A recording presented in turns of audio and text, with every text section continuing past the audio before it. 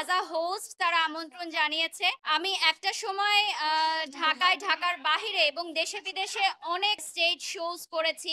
তো মাঝে একটা দীর্ঘ বিরতি ছিল যেহেতু আমি এখন প্রমোশনাল কাজে চলে গেছি। তো আমার কাছে মনে হয় যে কথার জাদুতে কাজ করাই হচ্ছে, সেটা মোবাইল ক্যামেরায় হতে পারে, সেটা অন স্টেজ হতে পারে। আর লাইভ জিনিসটা আমার বরাবরই খুব পছন্দ। আর পুরোটা শো এর দায়িত্ব যখন আমার কাঁধে থাকে, অনেস্টলি স্পিকিং অনেক বেশি স্ট্রেস থাকে যে শোটা সাকসেসফুলি নামাতে পারবো কিনা। কারণ দর্শকরা তো আমাকে দেখছে, দর্শকরা ব্যাক স্টেজে দেখছে না যে কি হচ্ছে না হচ্ছে। আমার উপর ডিপেন্ড করবে যে নৌকার মাঝি নৌকা কেমন চালালো, এপার থেকে ওপার সঠিকভাবে পার করতে পারলো কিনা।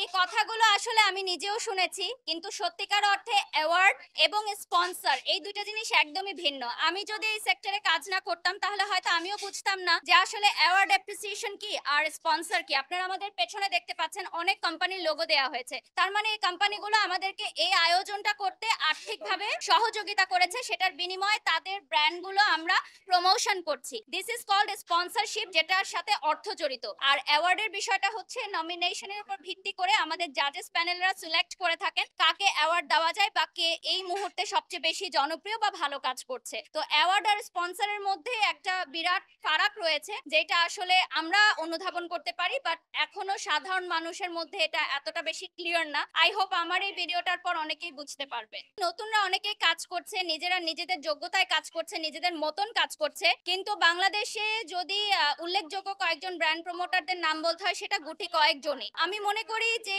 যারা নতুনরা কাজ করছে তাদের উচিত কাজের ব্যাপারে আরো মনোযোগী হওয়া, আরো পরিশ্রমী হওয়া, সময়ে জ্ঞান থাকা এবং কাজের ব্যাপারে আরো প্রফেশনাল হওয়া, এবং আমাদের ইন্ডাস্ট্রিটা আরো অনেক বড় হবে।